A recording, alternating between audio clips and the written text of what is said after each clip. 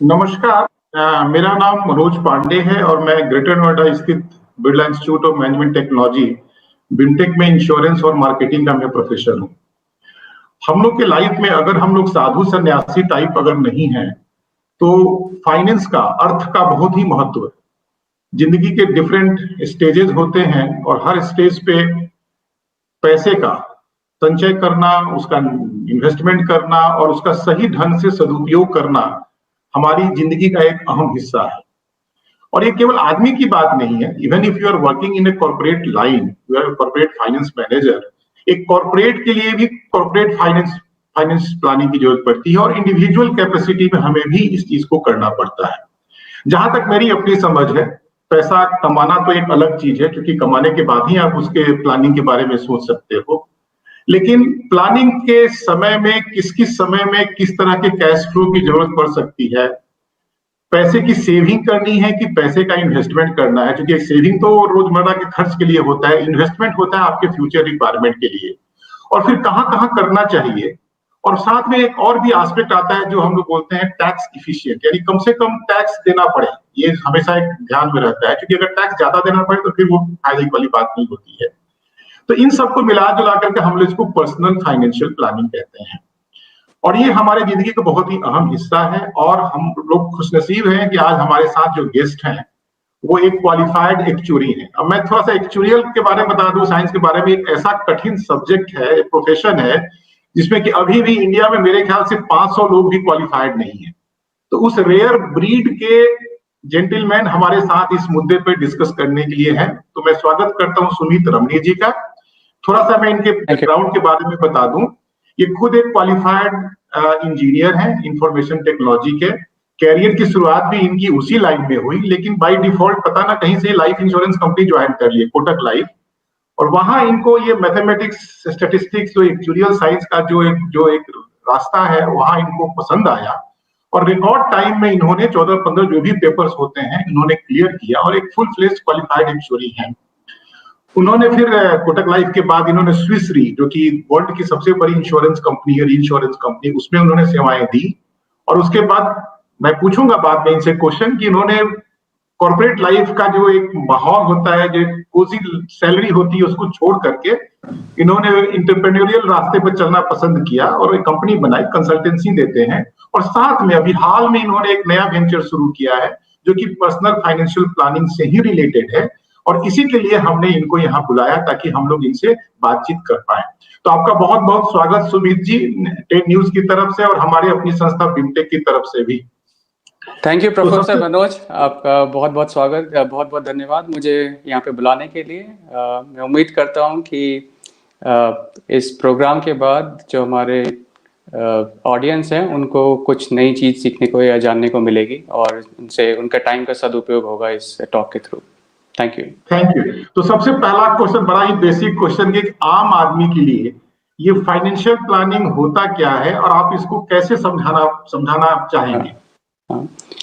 बिना technical details में गए हुए मैं I try and keep things simple. So बहुत ही सिंपल शब्दों में पर्सनल फाइनेंस या पर्सनल फाइनेंशियल प्लानिंग का मतलब होता है कि आप जो पैसा कमाते हैं आप उसको कैसे एफिशिएंटली यूज़ करते हैं, so that the money also start making money for you at some point in time।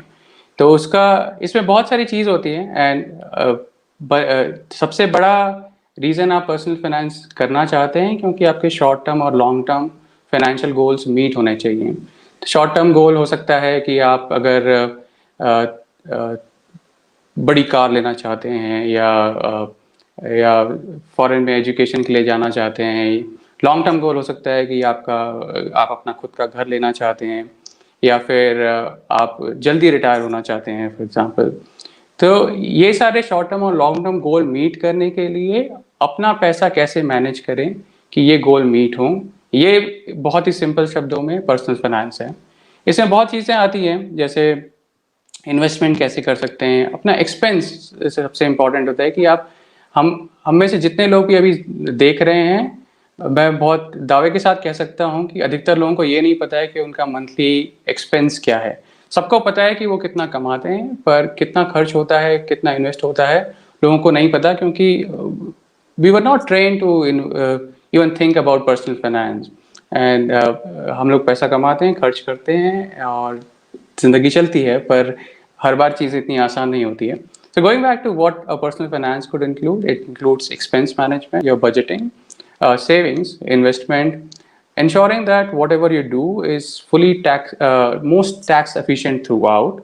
और उसमें आप अपना लोन कैसे मैनेज करते हैं, equally retirement planning, estate planning, मतलब आप जब चले जाएंगे तो फिर आपके जो लीगल हेयर्स हैं उनको पैसे कैसे मिलना चाहिए, किस हिसाब से मिलना चाहिए. और इन पूरी चीज़ों में इंश्योरेंस का भी बहुत बड़ा रोल है, जो कि डिस्कशन के दौरान हम डिस्कस करेंगे. इधर एक बहुत इम्पॉर्टेंट चीज़ मैं बोलना चाहता हूँ कि जब तक हमको समझ में आता है कि पर्सनल फाइनेंस इम्पॉर्टेंट है, तब तक बहुत देर हो जाती है. जैसे हम रिटायर हो गए और हमारे पास इतने पैसे नहीं हैं कि हम जितने टाइम हम इस दुनिया में रहेंगे सही तरीके अपनी सिमिलर लाइफस्टाइल जी सकें, या फिर कोई हेल्थ इश्यूज़ हो गई, मेडिकल इमरजेंसी हो गई, तब तक 10-15 लाख का खर्चा होने को रेडी होता है, पर हमारे पास इंश्योरेंस नहीं होता है या उतना पैसा नहीं होता है. और ये अगर आप देखें तो मैं सिंगापुर कई बार गया हूँ अपने काम के सिलसिले से. अगर आप लोग में से कोई गया होगा तो आपने देखा होगा कि वहाँ पे जो रिटायर्ड लोग हैं, अबव 60 सीनियर सिटीजन्स हैं, वो काफ़ी ब्लू कॉलर काम करते हैं. जैसे रेस्टोरेंट में वो सर्व करते हैं या फिर आपको सिमिलर चीज़ों के लिए हेल्प करते हैं, क्योंकि वहाँ पे सिंगापुर में एवरेज लाइफ स्पैन 80s में 80 साल तक लोग जीते हैं. 60 साल आपने तक काम किया, आपने पैसे जोड़े, पर वो पैसे शायद 5-10 साल के लिए ही काफ़ी थे, पर बाकी 10 साल के पैसे कहाँ से आएंगे. तो ये सारी चीज़ें अगर हम आज नहीं सोचेंगे जब हम कमा रहे हैं, तो जब टाइम आएगा तब तक बहुत देर हो चुकी होगी. इसी संदर्भ सही कहा या सुमित जी, बल्कि आज ही मैंने देखा कि लेसेंट जो मैगजीन है बहुत रिपोर्टेड, उसका रिपोर्ट था कि इंडिया में भी जो लाइफ की एक्सपेक्टेंसी थी 1990 में लगभग 60 साल, वो बढ़ करके अब 70 साल हो गई है. ठीक है, 70 साल हो गए. रीजनल वेरिएशन है, केरला में 77 साल है, यूपी में 66 ईयर है. तो रिटायरमेंट के बाद ऑन एन एवरेज 10-12 साल तक के लिए कॉर्पस होना चाहिए. लेकिन खैर इसके मुद्दे पर हम बाद में आएंगे. तो मेरा एक और सिंपल सा क्वेश्चन है. नॉर्मली जब हम फाइनेंशियल प्लानिंग की बात करते हैं तो आप जैसे एक चोरी चार्टर्ड अकाउंटेंट लोग, तो क्या ये केवल धनी लोगों के लिए है कि आम आदमी के लिए भी फाइनेंशियल प्लानिंग उतना ही इंपॉर्टेंट जितना कि मुकेश अंबानी के लिए? मेरा मानना है कि जो कमाता है उन सबके लिए फाइनेंशियल प्लानिंग इम्पॉर्टेंट है. अगर आप फाइनेंशियल प्लानिंग अच्छे से करेंगे तो हो सकता है आप कम कमा के भी धनी बन सकते हैं. इसका बहुत इस टाइम पे बहुत इम्पोर्टेंट है कि हम इनकम और वेल्थ को सेपरेट करें, डिफाइन करें. इनकम मतलब आप जो कमाते हैं, वेल्थ जो आपके पास पैसा है. अगर आप जो आदमी अगर 10 लाख कमाता है और 6-7 लाख ही खर्च करता है और बाकी सेव और इन्वेस्ट करता है, हो सकता है वो ज़्यादा धनवान बन जाए उसके कंपैरिजन में जो 50 लाख कमा के 51 खर्च कर देता है. तो इनकम और वेल्थ दो सेपरेट चीज़ें हैं. आप कितना कमाते हो वो एक फैक्टर है, पर आप उस जो कमाते हो उसका कैसे इस्तेमाल करते हो वो बहुत इंपॉर्टेंट है, और वो पर्सनल फाइनेंशियल प्लानिंग है. इसको समझने के लिए एक क्रिकेट का एग्जांपल लेते हैं कि IPL अभी ख़त्म हुआ है, चल रहा है, मैं उतना फॉलो नहीं करता हूँ, पर अगर आपने IPL में 200 रन बनाए और फील्डिंग अच्छी नहीं की, बॉलिंग अच्छी नहीं की, तो मैच आप फिर भी हार सकते हो. पर अगर आपने 100 ही रन बनाए पर आपने फील्डिंग और बॉलिंग अच्छी की, तो फिर भी आप मैच जीत सकते हो. ये जो डिफरेंस है वो पर्सनल फाइनेंशियल प्लानिंग आपके लाइफ में क्रिएट कर सकता है. बहुत सही एग्जाम्पल दिया आपको. हमने जब कैरियर शुरू किया था तो उस समय भी जो सेविंग की बातें होती थी, तो हम लोग के टीचर ने कहा था कि भाई investment minus expenditure is saving. That is wrong. Rather it should be investment minus saving should be your expenditure. क्योंकि एक्सपेंस को कंट्रोल करना आपके हाथ में. आप जितना क्योंकि उसका कोई लिमिट नहीं है. एग्जाम्पल सही दिया. 50 लाख कमाने वाला अगर 49 लाख खर्च करता है तो ज्यादा गरीब है बनिस्पत की उसके जो 10 लाख कमा करके वो 6 लाख ही खर्च करता है. That is very good. तो फाइनेंशियल प्लानिंग में जो इंस्ट्रूमेंट यूज होते हैं, जैसे कि आपने इंश्योरेंस का आपने एक नाम दिया, और क्या क्या चीजें होती है, और लाइफ स्टेज के जो डिफरेंट स्टेजेस होते हैं लाइफ के, जो उसमें तालमेल कैसे बनाया जा सकता है? हाँ, तो पहले मैं इंस्ट्रूमेंट के बारे में बात करता हूँ। ऐसे बहुत सारे हैं, बहुत कॉम्प्लिकेटेड भी हैं, बहुत सिंपल भी हैं जो हमारे लिए समझना ज़रूरी है। अगर आप बैंक में भी पैसा डालते हो तो वो भी एक इंस्ट्रूमेंट है। अगर आप पीपीएफ में डालते हो तो वो भी एक से इंस्ट्रूमेंट है। अगर आप बॉन्ड्स खरीदते हो गवर्नमेंट या कॉर्पोरेट तो वो भी एक फाइनेंशियल इंस्ट्रूमेंट है। अगर आप म्यूचुअल फंड्स में इन्वेस्ट करते हो तो वो भी है। स्टॉक्स है वो भी है। इंश्योरेंस भी एक फाइनेंशियल इंस्ट्रूमेंट है। पर इनमें से इनका नाम जानना फर्स्ट स्टेज है, पर इनके बारे में बहुत कुछ जानना और भी बहुत सारी चीज़ें ज़रूरी हैं। जैसे हर एक इंस्ट्रूमेंट का पर्पस क्या है। अगर आप स्टॉक्स में डाल रहे हो तो आपका पर्पस है शायद वेल्थ क्रिएशन। अगर आप बॉन्ड्स में डाल रहे हो, स्पेशली गवर्नमेंट बॉन्ड्स में, तो आप चाह रहे हो कि ये पैसा मेरा सेफ रहे, इसमें कैपिटल डिस्ट्रॉय नहीं हो, और मैं जो अर्न कर रहा हूँ वो इन्फ्लेशन से 1-8% ऊपर ही होगा। तो वो पता होना बहुत ज़रूरी है। इक्वली ये भी पता होना चाहिए कि कौन सा हर एक के टैक्स इम्प्लीकेशन क्या है, किस में कितना टैक्स लगता है, हर एक इन्वेस्टमेंट में चार्जेस क्या हैं। हम लोग सोचते हैं कि हमने म्यूचुअल फंड में डाल दिया, फंड मैनेजर इन्वेस्ट करेगा, पैसे आएंगे, और उसमें चार्जेस भी कटते हैं बहुत सारे, तो वो हमको पता है क्या। और हर एक इंस्ट्रूमेंट का रिस्क प्रोफाइल भी डिफरेंट होता है। कुछ इंस्ट्रूमेंट्स बहुत सेफ होते हैं, कुछ इंस्ट्रूमेंट उतने सेफ नहीं होते हैं, तो वो पता होना भी बहुत ज़रूरी है। अगर बात आई कि कहाँ मैं कहाँ अपना इसके क्वेश्चन बारे। रिफ्रेम करता हूँ, एक आम आदमी के लिए जो कि जिसकी सैलरी मानी 1 लाख रुपया है साल में, मतलब 12 लाख से 15-20 लाख तक कमाने वाले आदमी के लिए क्या हाँ क्या प्रायोरिटी होनी चाहिए एज फार एज द हाँ, इंस्ट्रूमेंट का जो चूज ठीक करने की जो बात आती है। मैं ठीक है, हाँ रिफ्रेम। ठीक है, ओके। तो क्या क्या इंस्ट्रूमेंट चूज करने के पहले ये इम्पोर्टेंट है कि आपके क्या क्या फाइनेंशियल गोल हैं वो आपको पता होना चाहिए। पहला हो सकता है कि अगर कोई 15-20 लाख कमा रहा है, तो मैं एज्यूम कर रहा हूँ कि उसकी शादी हो गई है, शायद बच्चे भी हैं। तो एक फाइनेंशियल गोल हो सकता है कि उसके बच्चे की पढ़ाई ठीक से हो या शादी ठीक से हो। दूसरा फाइनेंशियल गोल हो सकता है कि घर हो, कुछ टाइम बाद कार हो, फिर अपना खुद का रिटायरमेंट एक फाइनेंशियल गोल है। अब हर और इन सब में ये भी ज़रूरी है कि इन सबको अचीव करने के लिए अलग अलग फाइनेंशियल इंस्ट्रूमेंट है।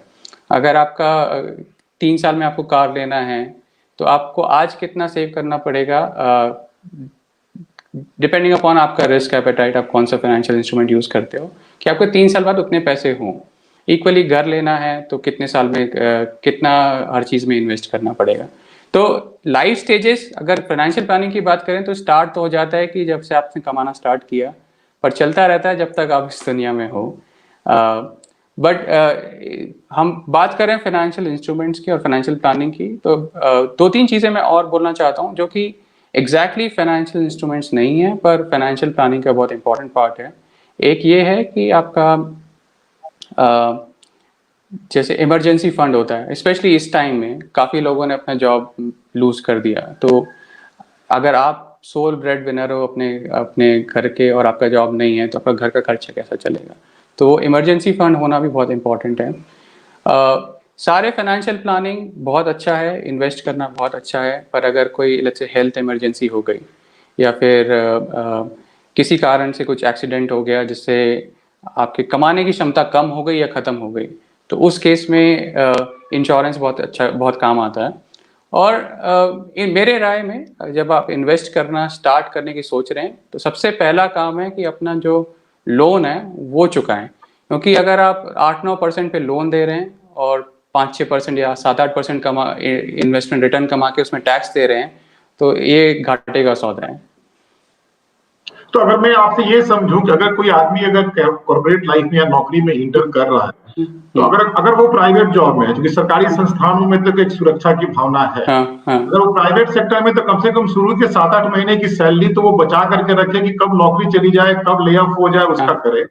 तो सेकेंड स्टेज क्या होना चाहिए, उसे लाइफ इंश्योरेंस और हेल्थ इंश्योरेंस पहले लेना चाहिए, क्या मैं सही समझ रहा हाँ हूँ? हाँ, मेरे हेल्थ इंश्योरेंस सबसे पहले लेना चाहिए, और लाइफ इंश्योरेंस ज़रूरी है अगर आपके डिपेंडेंट्स हैं, अगर आपके माता पिता आप पे डिपेंडेंट हैं, आपके फैमिली है जो आप पे डिपेंडेंट हैं, या आपने लोन ले रखा है, स्पेशली स्टूडेंट लोन कई लोग आजकल लेते हैं, वो ले रखा है। तो ऐसा नहीं हो कि आपके जाने के बाद सब लोन चुकाते ही रह जाएं। तो इसलिए टर्म लाइफ इंश्योरेंस भी बहुत ज़रूरी है।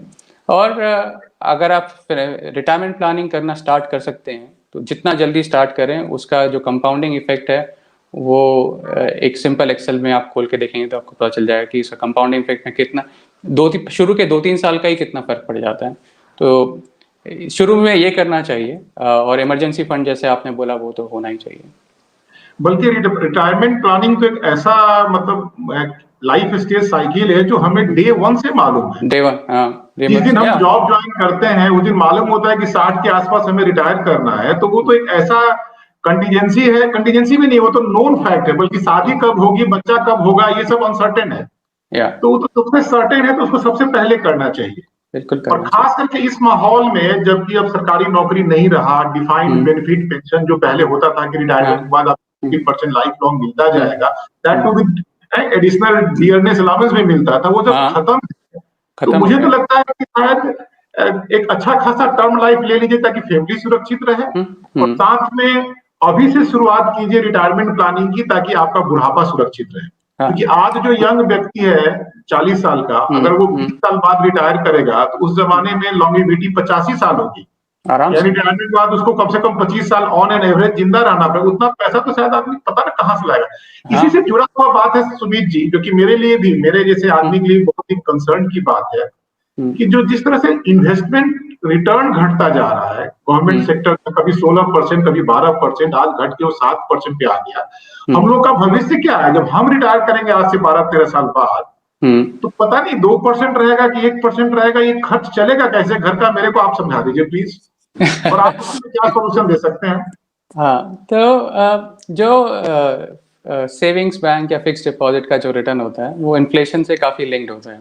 अगर इन्फ्लेशन अभी जैसे 5-5.5% है तो सेविंग्स बैंक में या एफडी में 6.5% मिलता है। तो एफडी में आप पैसा जमा करके कभी भी रियल रिटर्न नहीं ला सकते कि आपको और इस यहाँ पे मेरे ख्याल से ये इम्पोर्टेंट है ये डिफ्रेंशिएट करना कि नॉमिनल और रियल रिटर्न क्या होता है। नॉमिनल रिटर्न जो हम 5-6.5% 6-6.5% हम फिक्स डिपॉजिट में मिलते हैं, हमको रिटर्न मिल रहा है। पर रियल रिटर्न है अगर उसमें से इन्फ्लेशन में हटा दूं तो उसमें क्या उस 6-6.5% में कितना रह जाता है, ये रियल रिटर्न है। तो अगर हमको रिटायरमेंट की प्लानिंग करनी है तो हमको रियल इंस्ट्रूमेंट्स में ही इन्वेस्ट करना पड़ेगा, तभी अब इन्फ्लेशन बीट करके, और इन्फ्लेशन तो ऐसा है कि हम रिटायरमेंट के बाद भी चलता रहेगा, तो हमको रिटायरमेंट के बाद जो इन्फ्लेशन हो उसके लिए भी आज से ही पैसा जमा करना पड़ेगा। तो पहले तो सबसे पहला स्टेप है ये पता होना चाहिए कि मैं कब रिटायर होऊंगा, और जब मैं रिटायर होऊंगा तो मेरे को कितने पैसे चाहिए होंगे। क्योंकि बहुत लोगों को नहीं पता है, कई लोग कैलकुलेट नहीं कर पाते हैं और काफ़ी समझदार लोग कैलकुलेट नहीं कर पाते हैं।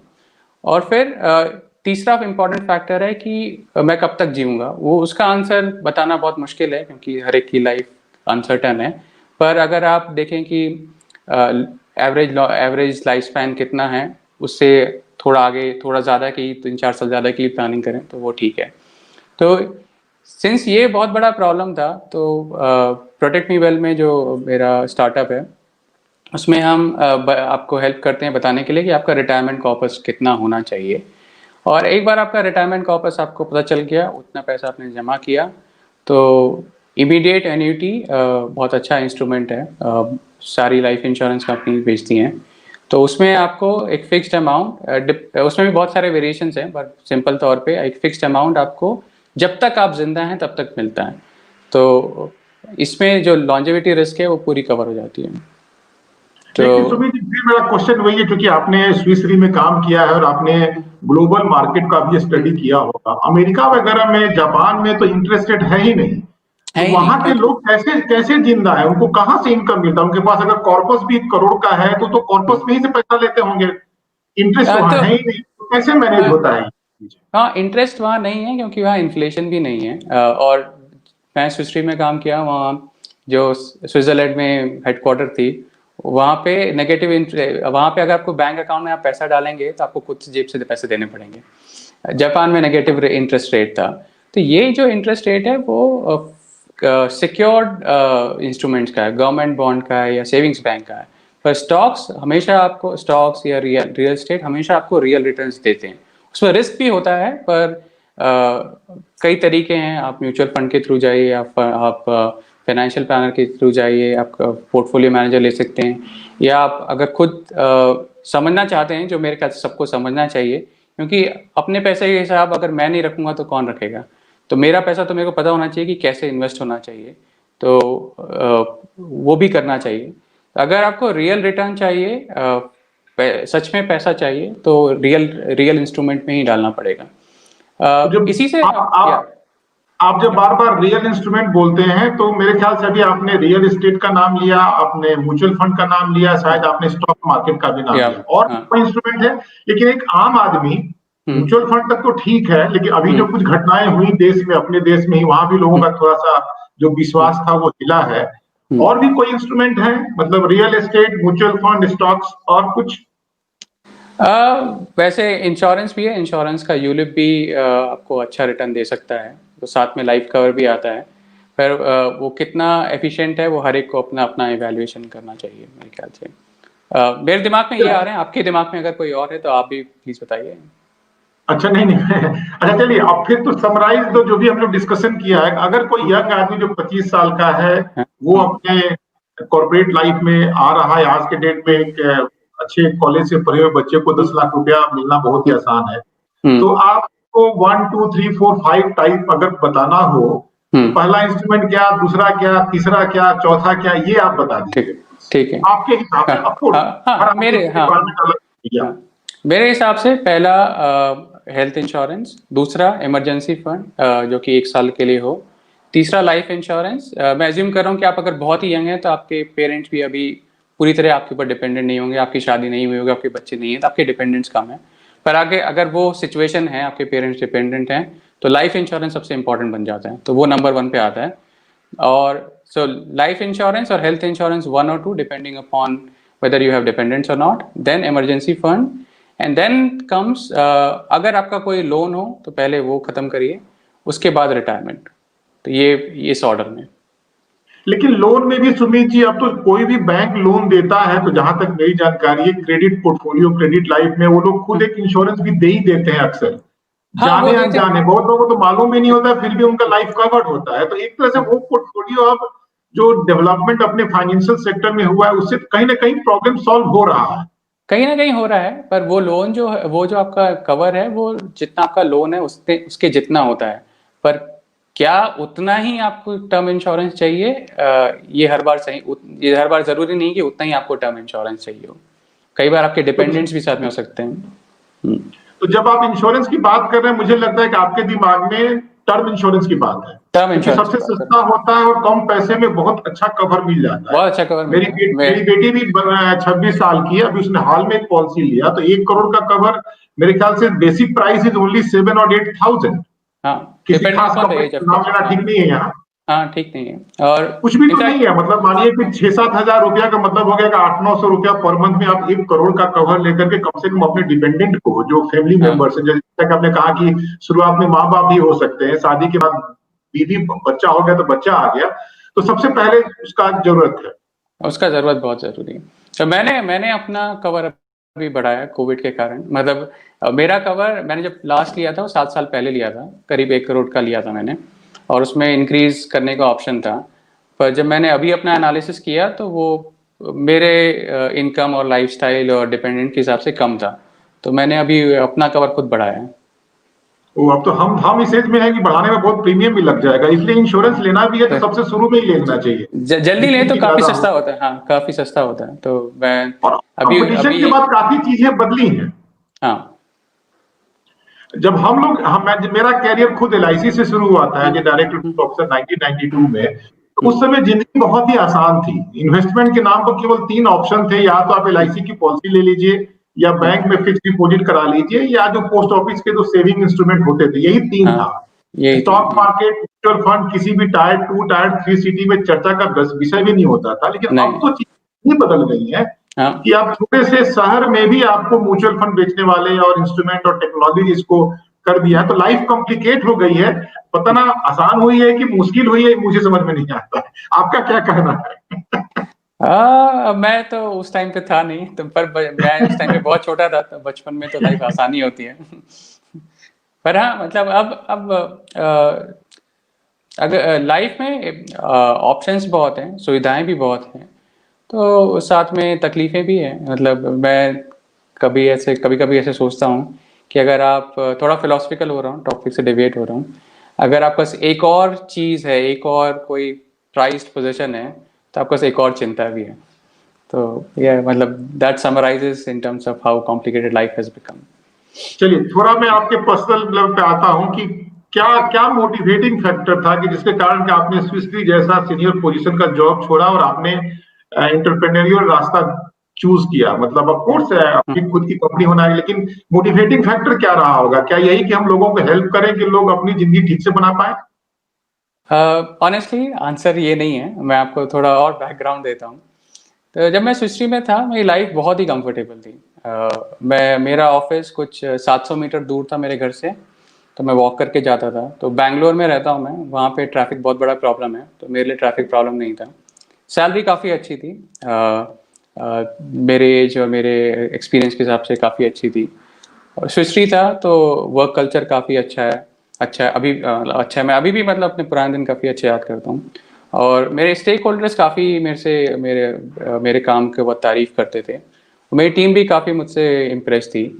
सुश्री में था तो हर बार एक साल विदेश भी जाने को मिलता था। और लाइफ काफ़ी कंफर्टेबल थी। तो मेरे को सब कुछ इतना सही था कि मेरे लाइफ में एक्साइटमेंट थोड़ा कम हो गया था। तो मैंने मैंने सोचा कि लाइफ में थोड़ा कुछ तूफानी करते हैं, तो इसलिए मैंने अपना खुद का काम, खुद का कंसल्टिंग सर्विस स्टार्ट किया। बट उस समय आई मीन इस सिचुएशन में भी फाइनेंशियल प्लानिंग बहुत इंपॉर्टेंट होती है। कि जब मैं जॉब छोड़ रहा था तो मेरे को पता था कि अगर मैं 3-4 साल भी अगर मैं कुछ नहीं कमाऊंगा, तो मेरे पास इतने पैसे हैं कि मैं आराम से उसी लाइफस्टाइल में, वही लाइफस्टाइल में रह सकता हूँ।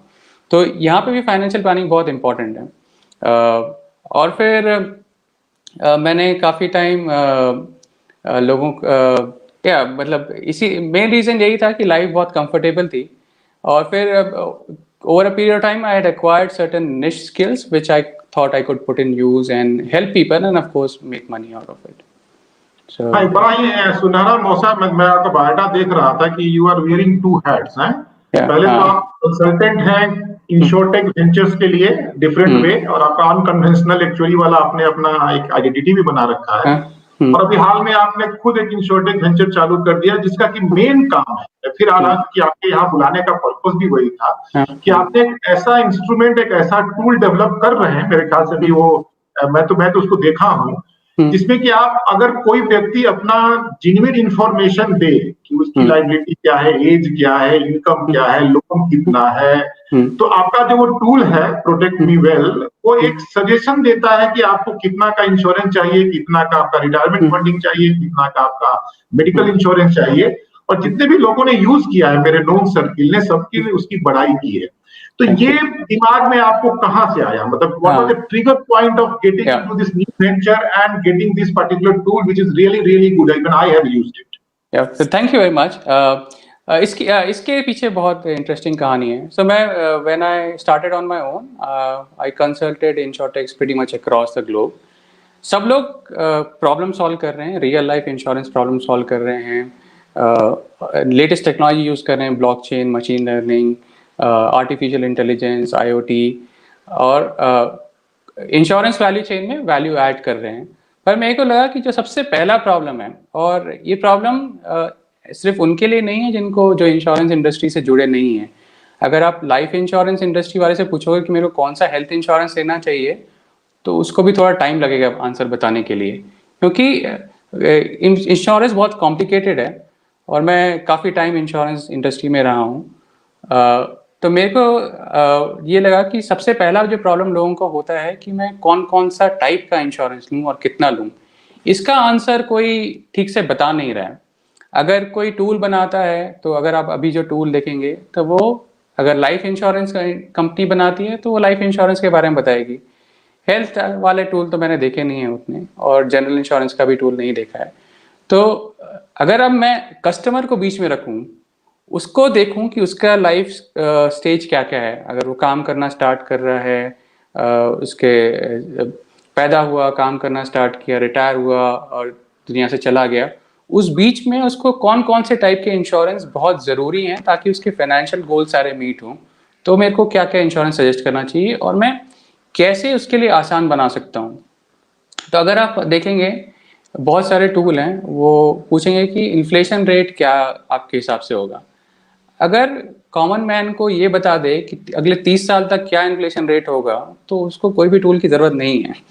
तो इसीलिए हमने बहुत सोफिस्टिकेटेड सॉफ्टवेयर बनाया, फिर ये भी सोचा कि अगर मैं कॉमन आदमी को बीच में रखूं तो कौन से क्वेश्चन के आंसर दे सकता है मेरे को, जिससे मैं उसकी हेल्प कर सकूं। तो इसीलिए प्रोटेक्ट मी वेल का जन्म हुआ, ये आंसर करने के लिए कि आपको आपके लाइफ स्टेज में कौन कौन से इंश्योरेंस प्रोडक्ट्स चाहिए होते हैं। हम अभी term insurance, retirement corpus, medical cover और क्रिटिकल इलनेस कवर के बारे में रिकमेंडेशन देते हैं। हम इसको और डेवलप कर रहे हैं, इसमें हम डिसेबिलिटी का भी रिकमेंडेशन डाल रहे हैं, और होम इंश्योरेंस जो कि बहुत इग्नोर्ड टॉपिक है, वो भी उसका रिकमेंडेशन भी बहुत जल्दी देंगे। बल्कि critical illness rider, critical illness product से याद आया कि उसी रिपोर्ट में जो आज मैंने सुबह हाँ, पढ़ा, आपने भी शायद पढ़ा है, उसमें क्लियरली मेंशन किया हुआ है हम्म, कि जो आज के डेट में इंडिया में जो डेथ के जो कारण है वो कम्युनिकेबल डिजीज नहीं है, जो कि पहले होता था कि हैजा हाँ, हो गया, ये हाँ, हो गया, हाँ, ये हो गया, वो होते हैं, हाँ, बल्कि लाइफ स्टाइल डिजीजेस है। सबसे बिल्कुल। पहले हार्ट अटैक है, कार्डियोवास्कुलर है, हम्म, हम्म, पता ना, तीसरे पे पोल्यूशन है, पोल्यूशन है।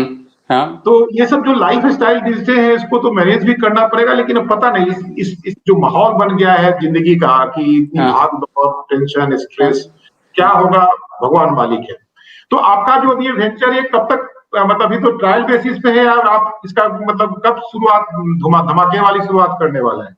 एक्चुअली कल रात से धमाके वाली शुरुआत हो गई है, तो अभी तक हम सब अच्छा कुछ अच्छा, फ्री दैट्स रख। ग्रेट, बधाई हो पहले फॉर्मली मेरी थैंक तरफ यू, से आपको। Thank you. तो कल कल रात तक सब कुछ फ्री था, अब रिकमेंडेशन पेड है। तो रिकमेंडेशन 99 रुपीज़ पे है, पर अभी क्योंकि कल ही शुरुआत की है तो हम 29 रुपीज़ में 4 इंश्योरेंस प्रोडक्ट का रिकमेंडेशन दे रहे हैं। और आपने देखा ही है कि 1 आध मिनट ही लगता है पूरा जर्नी कंप्लीट करने में। ये भी है, पर इसी को अगर हम देखें कि ये सिर्फ ये एक इसके यूज़र हैं कॉमन मैन, जैसे आप, मैं और हमारे श्रोता हैं वो हैं। पर दूसरा ये भी है कि इंश्योरेंस इतना कॉम्प्लिकेटेड है कि जो बेचते हैं इंश्योरेंस, कई बार उनको भी ऐसे टूल की बहुत ज़रूरत होती है कि वो अच्छे तरीके से अपने क्लाइंट का नीड एनालिसिस कर पाएँ। तो वो भी हमारे पोटेंशियल कस्टमर हैं। तो कुछ पोटेंशियल कस्टमर ऑलरेडी ये टूल पायलट के तौर पे यूज़ कर रहे हैं, क्योंकि अब वो पेड कस्टमर बनने वाले थे। तो हमारे लिए बहुत इम्पोर्टेंट था कि ये जर्नी जो रिटेल कस्टमर है उसके लिए भी पेड रखें, नहीं तो एक आदमी बहुत सारे पैसे दे रहा है और दूसरे सब फ्री में ले जा रहा है, वो बात ठीक से बैठ नहीं पा रही थी, तो इसलिए हमको वो पेड करना पड़ा। पर हाँ, अभी नहीं, अगर सिंपल टर्म्स में कल रात से धमाकेदार स्टार्ट हो गई है। ओह बधाई हो।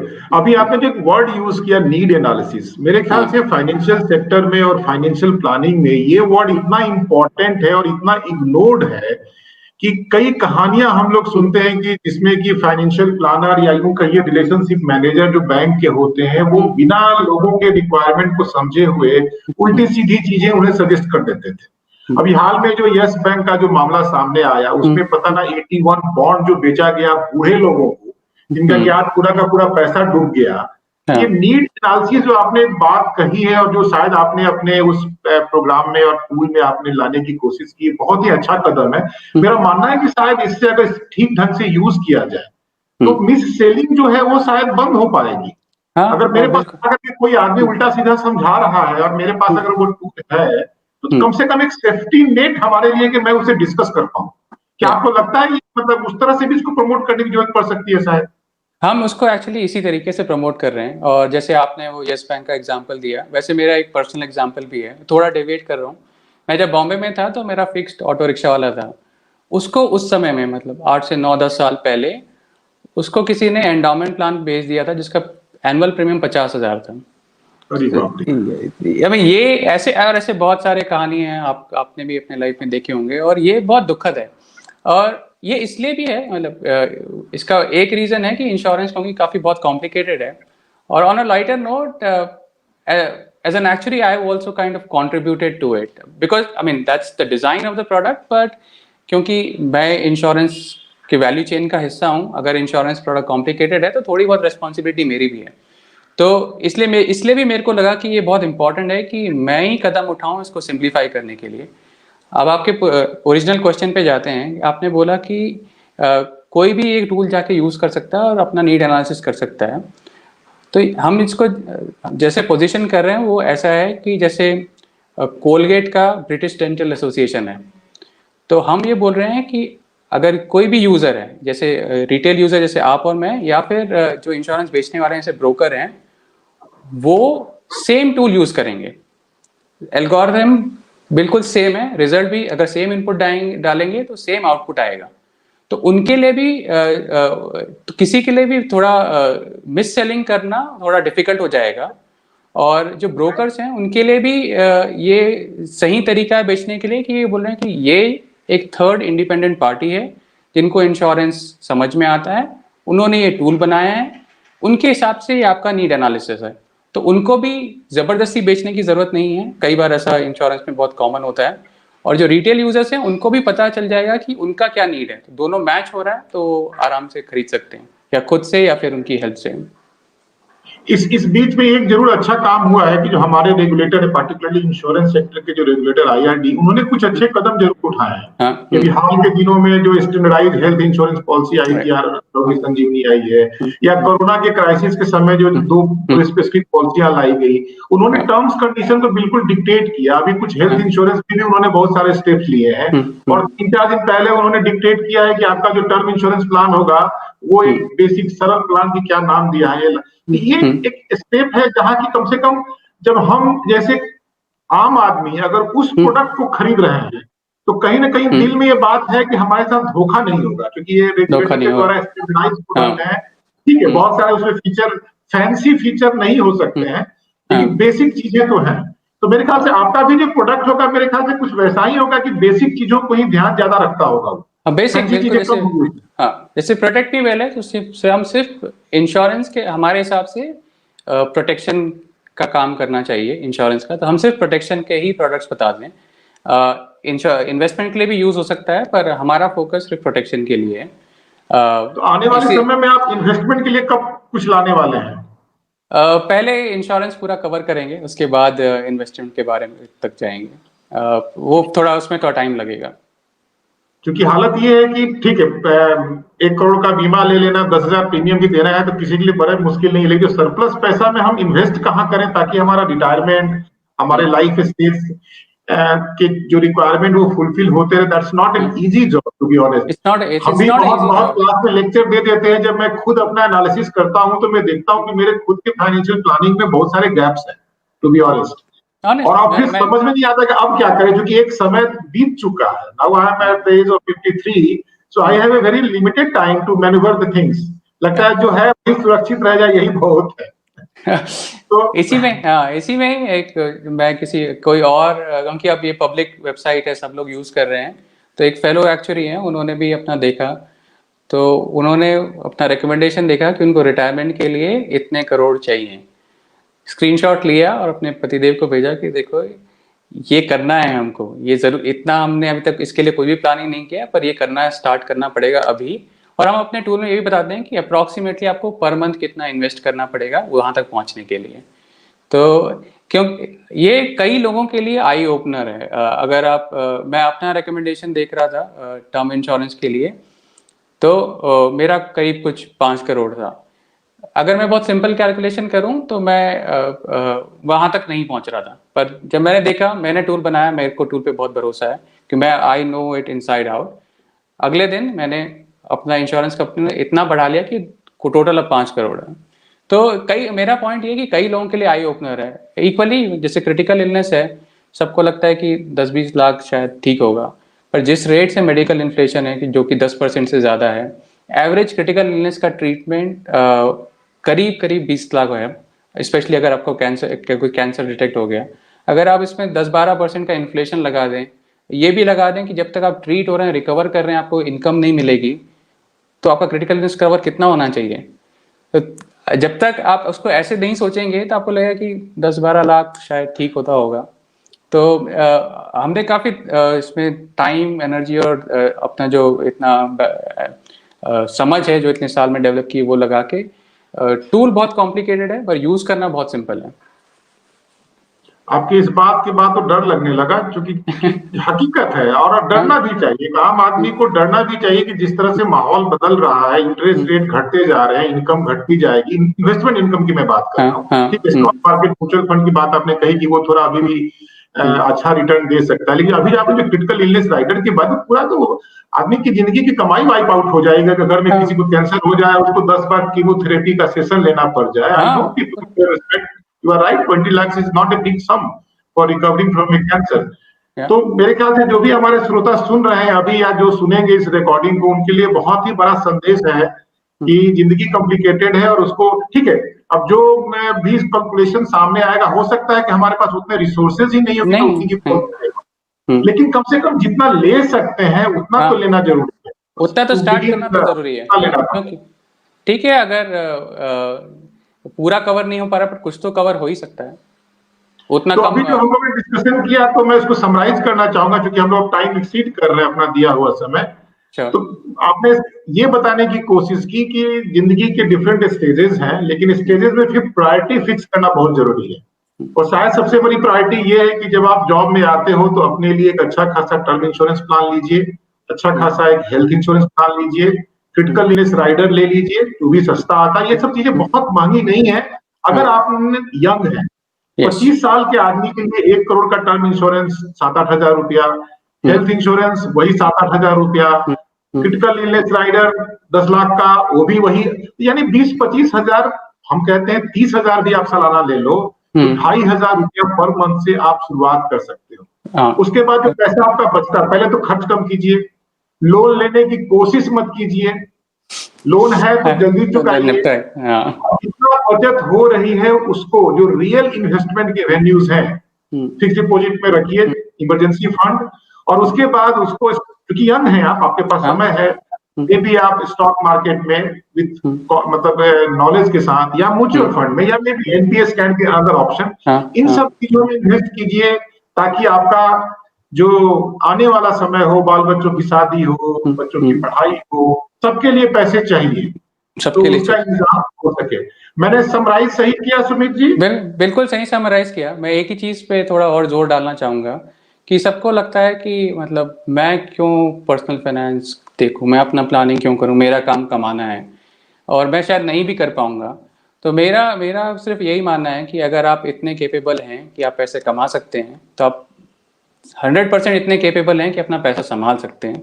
आपका पैसा है, आपको संभालने के लिए जो टाइम और एफर्ट देना पड़ेगा वो देना बहुत ज़रूरी है। हम सब लोग 40-50 घंटे काम करते हैं एक हफ्ते में, हमको एटलीस्ट 3-4 घंटा एक हफ्ते में निकालना चाहिए ताकि हमारा पैसा हमारे लिए काम कर सके, हमारे फाइनेंशियल गोल्स सारे मीट हो सकें, हमारा जो डिफ़िकल्ट सिचुएशन में जो इंश्योरेंस नीड हो उसके लिए हम कवर्ड हों और हमारा रिटायरमेंट अच्छा हो सके। तो ये सब चीज़ों का ज़िम्मा अपने हाथ में ही हमको लेना पड़ेगा ताकि हमारा जीवन सही चलता रहे और हम अ, आसानी से इस दुनिया में रह सकें और रिटायर हो सकें। श्रोता शायद ये समझ रहे होंगे कि हम लोग ने इंश्योरेंस की ज्यादा बात, मे भी कि हमारा और आपका बैकग्राउंड भी इंश्योरेंस है, लेकिन हाँ, इंश्योरेंस तो सबसे पहला स्टेप है, और साथ में म्यूचुअल फंड वगैरह हम लोगों ने बात की। हाँ, तो बहुत बहुत शुक्रिया सुमित जी। आप कुछ, अगर मेरे से कुछ क्वेश्चन छूट गया, अगर आप कुछ और कुछ शेयर करना चाहें तो हाँ, आप। बस एक ही चीज़ बोलना चाहता हूँ कि जो प्रोटेक्ट मी वेल है वो कैसे डिफरेंट है, मैं बस इसमें ही थोड़ा बताना चाह रहा था कि ये कस्टमर को बीच में रख के बनाया गया है। हम किसी भी इंश्योरेंस कंपनी से एसोसिएटेड नहीं है, तो हमारा हम पूरा तरीके से अनबायस्ड हैं और हम एक ही बार में 4 रिकमेंडेशन अभी दे देते हैं, 2 और ऐड करेंगे। तो इस सेंस में ये काफ़ी सिंपल और इजी यूज़ करने के लिए है। वो बहुत इंपॉर्टेंट चीज़ मैं हाईलाइट करना चाहता था। तो थैंक यू वेरी मच कि आपने समय दिया, और आप जैसे इतने क्वालिफाइड आदमी के साथ बात करने में भी बहुत मजा आया। मुझे तो अच्छा लगता है, मुझे एक्चुअली मुझे लोग भी देखते हैं, एक्चुअली लोग को देखना ही अच्छा लगता है। मुझे तो इतना टफ एग्जाम होता है वो मैंने तो शुरू में छोड़ दिया था उसको। तो बहुत बहुत धन्यवाद, thank you very much on behalf of thank you. M news and also behalf of my self and my institute BIMTECH, कि आपने अपना समय निकाला और बताया। मैं उम्मीद करूंगा कि रिकॉर्डिंग में जो देख रहे हैं या जो बाद में भी देखेंगे, ये जो वार्तालाप, ये जो डिस्कशन रहा, उनके लिए फ्रूटफुल रहा। So thank you very much Sumit ji. Thank you, Professor Manoj. Thank you. Thanks a lot, 10 News as well.